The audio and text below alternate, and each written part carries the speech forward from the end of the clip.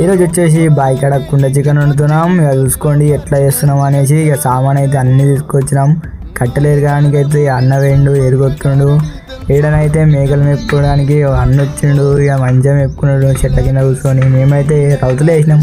రౌతులు పెట్టేసి చికెన్ అయితే ఇక వండడానికి రెడీ చేస్తున్నాం. కుండ పెట్టేసినాం, పొయ్యి పెట్టేసినాం. ఇక చూసుకోర్రి మేమైతే మంటనైతే పెట్టేసినాం. చికెన్ అడుగుతున్నాం. చికెన్ అడిగినాం, అయిపోయింది.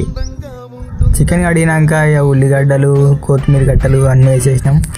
ఇక కొంచెం అయితే ధనియాల పొడి వేసిండు, అయిపోయింది. వేసినాక అల్లం ఎల్లిగడ్డ కూడా కొంచెం వేసేసుకుంటే టేస్ట్ మంచిగా వస్తుంది. కూర కూడా మంచిగా ప్రిపేర్ అవుతుంది. ఇక అట్లనే కొంచెంసేపు పొయ్యి మీద ఉంచేసినాం. ఇక మంచిగా అయింది, కొంచెం ఉడికింది. తర్వాత చికెన్ కూడా వేసేసినాం. వీడియో క్లిప్ తీయాలి ఒకటి చికెన్ వేసేది. ఇక కలిపేసి చిన్న కొద్దిసేపు ఉంచుకోవాలి. మీద కొంచెం మూతకాకులు పెట్టేసి మూత పెట్టేస్తే మంచిగా ఉడుకుతుంది. ఇక కొద్దిసేపు అయినాక కలుపుకోవాలి. మంచిగా కలిపేసి కొంచెం కారం పొడి కూడా వేసేసుకుంటే కూరకు పట్టుకుంటుంది, జర మంచిగా ఉంటుంది. ఎట్లా అంటే కూర వేసుకుంటుంది కారం పొడిని కొంచెం. ఇక అట్లా పొయ్యి మీద పెట్టేసినాం. తర్వాత మేక వచ్చింది నా దగ్గరికి, దెంగరా అంటుంది దగ్గర వెళ్తే. ఇక కూరనైతే కావచ్చింది దగ్గర దాకా. ఇక కొంచెం గరం మసాలాను అయితే వేసుకున్నాడు మంచి టేస్ట్ కోసం.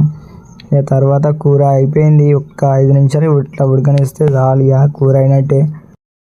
ఇక కూర దించి పక్కన పెట్టుకున్నాం. బాగా ఎండ కొడుతుంది అనేసి కొంచెం చల్లగా కానీ పక్కన పెట్టినాం. ఇక కూరనైతే వేసుకుంటున్నాం. ఇక బాగా ఆకలి అవుతుంది కదా, ప్యాళ్ళ ప్యాకెట్ కూడా ఒకటి తెచ్చుకున్నాం. ఇక చూసుకోవచ్చు ప్లేట్లను అయితే పెట్టుకున్నాం కూర. ఇక తింటున్నాం అందరు కలిసి మంచిగా తినేస్తున్నాం. ఇక ఇలా దానికైతే తాటికల్లా ఈతకల్లా సంథింగ్ ఏదో తెచ్చుకున్నాం. తాగిరు తాగకుండా ఇక చిన్న కొంచెం అన్నం కూతాం. ఆకలి అవుతుంది అనేసి అన్నం కూడా వేసుకొచ్చి ఇంటి దగ్గర నుంచి. అన్నం ప్యాలలో 2 రౌండ్లు అయిపోయింది, అన్నమో 2 రౌండ్లు అయిపోయింది, తిన్నాం. వీడియోనైతే ఇంతే. ఉంటాం. అలా సబ్స్క్రైబ్ చేసుకోండి, లైక్ చేసుకోండి.